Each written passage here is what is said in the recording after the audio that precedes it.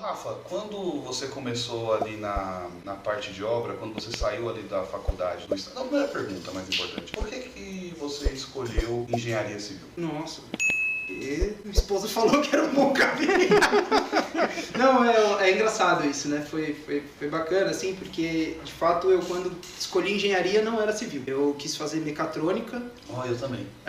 Aí eu acho que muito nessa fase, assim, né, de fim de adolescência... Era pra ter dado uma merda, já pensou então, assim? Com todo respeito ao pessoal de automação e controle. Eu desisti disso. Muito respeito, mas engenharia civil que nem existe, melhor. Né? O pessoal de automação e controle 5 que tem no Brasil. Se alguém deles... Me matriculei na faculdade de mecatrônica, né, mas a faculdade que a gente escolheu, basicamente os primeiros anos eram de ciclo que era engenharia básico, né, que meio que todas as engenharias faziam junto, depois vocês faziam a sua especialização. E aí comecei fazendo mecatrônica, percebi que dentro da engenharia básica tinham poucos, né, que estavam fazendo mecatrônica na época, e os poucos que tinham, estavam consertando celular em algumas lojas e tudo Essa mais. indústria pujante. Lançando iPhone ali, ó. Mas tirando a brincadeira de lado, né, eu comecei fazendo mecatrônica mesmo, e aí a Andressa, minha esposa, fazendo arquitetura. E aí ela começou já a estagiar na época na área, né, na arquitetura, e eu ainda não, eu ainda trabalhava com meus pais e tal.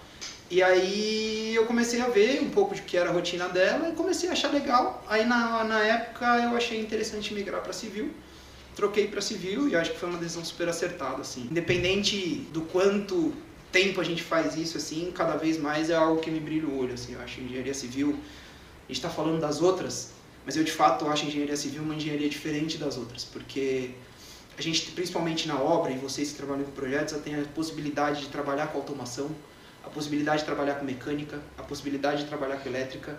Então, a gente brinca às vezes que a gente se fosse levar para medicina, a gente era meio que clínico geral, né? Clínico geral, E às vezes eu acho que não é bem isso, porque normalmente quem faz tudo não faz nada, né? Mas a gente de fato tem que aprofundar nisso, porque você, numa reunião de compatibilização de projeto, muitas vezes você tem interação direta com outras disciplinas. Nós temos que transformar aquilo que está no papel em produto, né? Em fazer a coisa acontecer. Então, a gente meio que tem que se aprofundar, não é só uma visão geral. E fica na sua responsabilidade de qualquer jeito. Com certeza fica, até porque a gente está entregando aquele produto, né?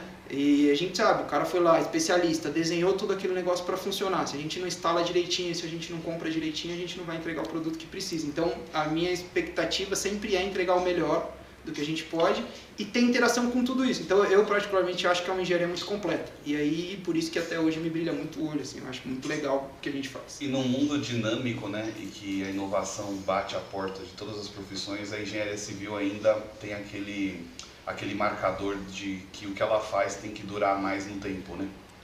Então a gente está sempre por exemplo, enquanto a gente está sempre lidando com a durabilidade e a vida útil das coisas numa escala de tempo que nem a gente às vezes vai acompanhar. Através da né? geração. Então, por exemplo, é meio intangível, né? Você fala assim, olha, a vida útil de projeto, de uma estrutura são 50 anos, né?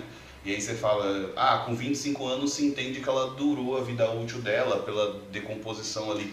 Mas na prática você vê edifícios com 100 anos, 120 o próprio anos. Edifício ali que a MAC fica da década de 60, e tá inteirão, concreto aparente. Sim. Na época que nem... na época, e hoje é inovação. Então assim, a gente lida com isso, né? Então você tem a parte de gestão de projetos, da parte de tecnologia de informação, cobrando do profissional de engenharia o dinamismo para acompanhar as mesmas tendências que tem um profissional da parte de engenharia, o engenheiro eletricista, o engenheiro mecatrônico, o engenheiro de produção, e ao mesmo tempo a gente tem que estar lá olhando, por exemplo, para dilemas em que, por exemplo, a nossa mão de obra, que foi até muito tema da live com o Marco, a nossa mão de obra, ela está envelhecendo. Sim. E ela não renova, porque a gente não consegue chamar a atenção do pessoal que está chegando, e não é dinheiro, porque paga mais que a média de quase todas as profissões no nível técnico, né? Duas coisas, né? A primeira, assim, eu acho que a gente tem uma oportunidade que é a gente de fato transforma. Às vezes o pessoal fala assim, né? Pô, o iPhone transformou tudo que veio, né, como inovação.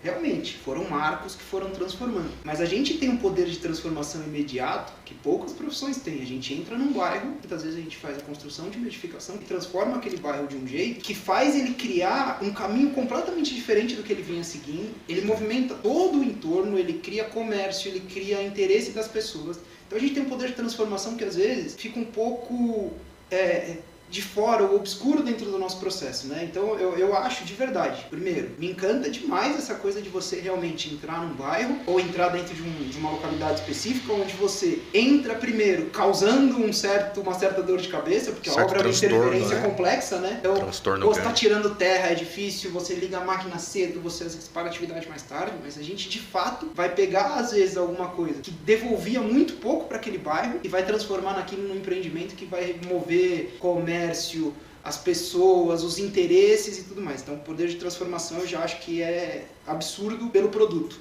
Mas o que a gente faz com as pessoas, o canteiro... Bom, a indústria da construção civil é a maior indústria do país. Mas, cara, o que a gente movimenta de recurso dentro de uma obra específica é o que a gente faz em grandes empresas, né? A gente circula aí, você pode pegar uma obra de padrão médio, 1 milhão, 2 milhões de reais mês, rodando dentro daquele empreendimento que é basicamente um empreendimento, é um comércio, né?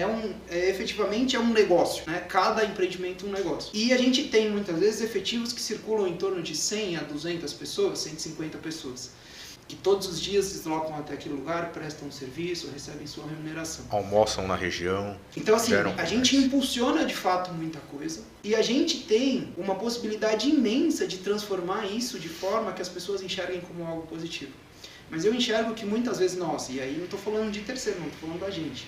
A gente mesmo conta essa história de uma forma distorcida. E muitas vezes a gente faz com que as pessoas de fato não queiram estar lá pelo que a gente conta. Desde o primeiro momento. Eu lembro de quando eu comecei no estágio, eu fui meu estagiário, assim, a gente meio que tinha uma obrigação de contar o quanto é duro, né?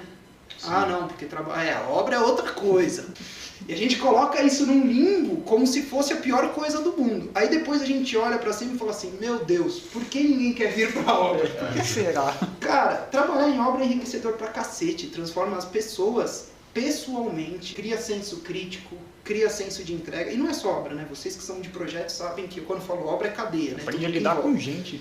Você vai ter que fazer gestão de pessoas, você vai lidar com gente de todos os tipos, você vai lidar com o vizinho, com o entorno, com tudo mais. Então, assim, eu acho que é um puta trabalho que a gente faz, só que a gente tem o hábito de dizer assim, onde você trabalha é uma coisa, na construção civil é outra.